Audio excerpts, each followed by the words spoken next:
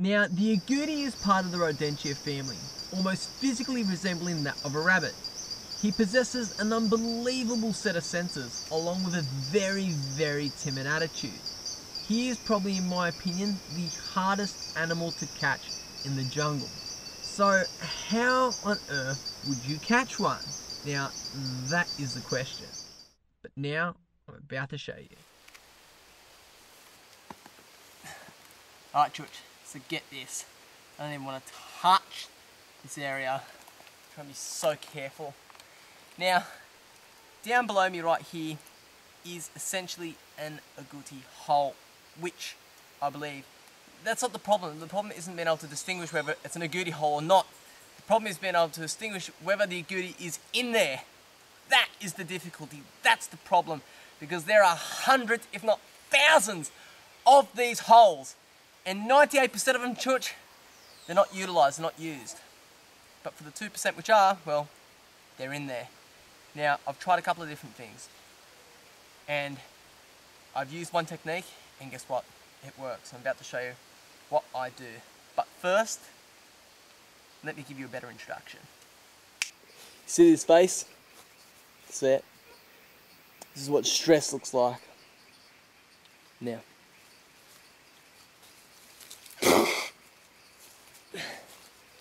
what if I was to tell you the secret to catching one of the hardest animals in the jungle lays right under me?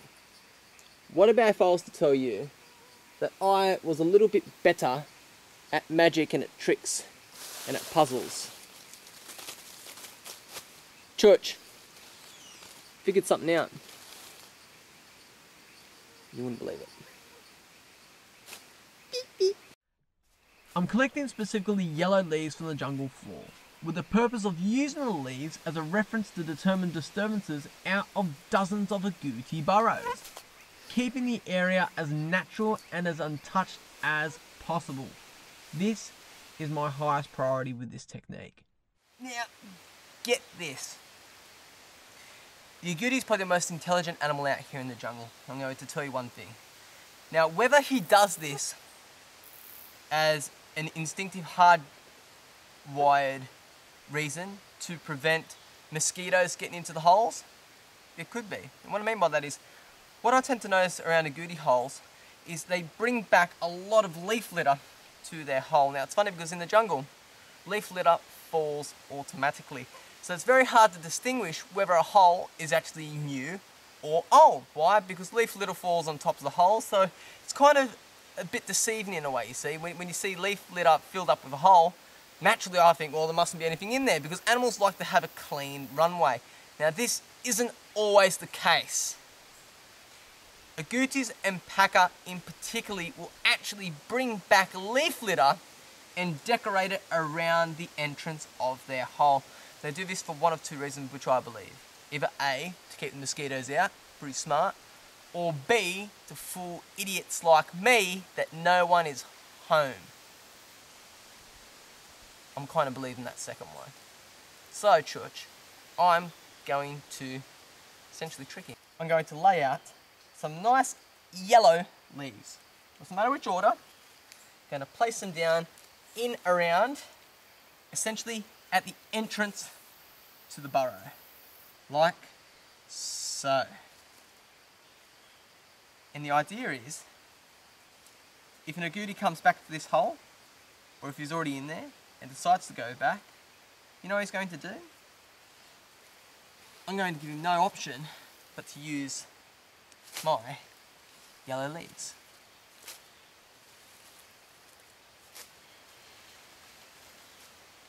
Let's see how clever you are now.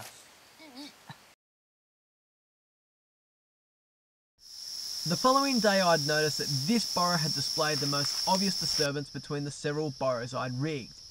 Now, not knowing still whether he was in there or not further placed my frustration, but overall curiosity to see if he's in there or not. Using it as an entrance catch, I started the long process of digging the den out, keeping in mind that some agouti burrows can be as long as 3 meters and 6 feet deep, often using natural obstacles such as roots and logs to further conceal their secretive hideaway.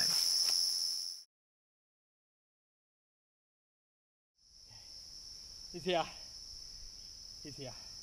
These little guys can be quite explosive, so I was taking every precaution to make sure I wasn't going to miss the catch. But also keeping in the back of my mind, these guys can give one hell of a bite.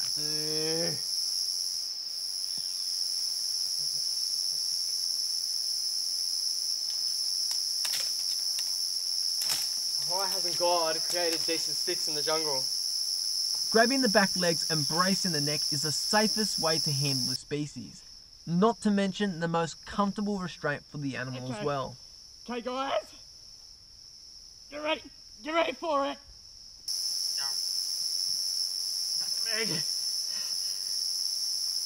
Now this here is an agouti, guys, and you can see how strong they are. Let me get back legs. That there is an agouti, and they dig a bed, they dig a den, which is very difficult for them to get at. They're a very strong animal, and essentially this is probably the best way to hold one. Now, they are a rodent species. I'm trying to get out as much information as possible because I don't know how long he's going to let me hold him for.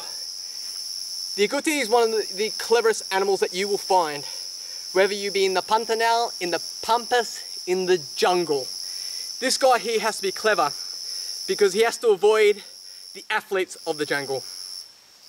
The cats, jaguar, puma, ocelot, margot. This guy, he has to avoid him. Now essentially, he's a burrowing animal. He burrows in retreat, but they've been almost, I wouldn't say almost impossible, very tricky to try and calculate exactly where they're going to be at any given time. Now, what's funny about the agouti is they often refer to these guys as scansorial species. Wrong. Sometimes this idiot gets things wrong when he gets in the moment. Scansorial actually refers to those animals which are adapted to climbing.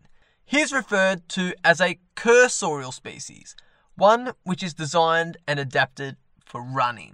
But you get any animal by the back legs like this, and Chuch can't do anything. Literally, it can't do anything. Hey mate, hey.